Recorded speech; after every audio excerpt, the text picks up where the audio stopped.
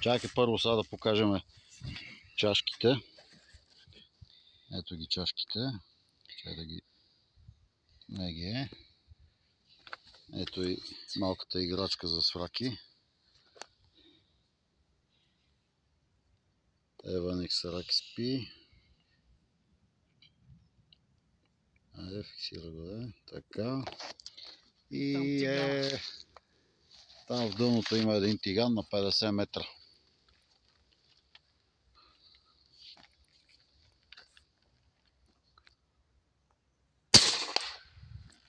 Отиваме да видим дали сме го убили.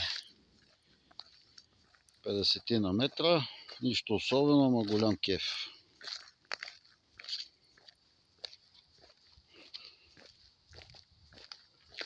Сега ще видим.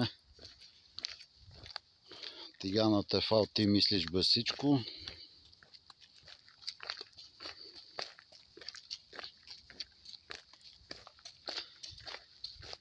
Я да видим сега.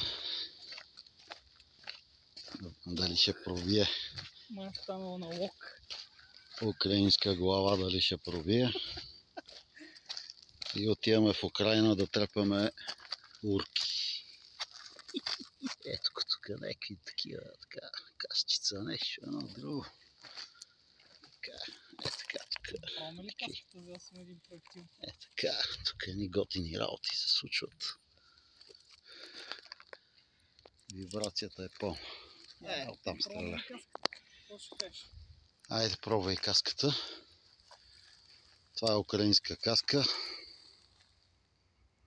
Стреляме с руски куршуми.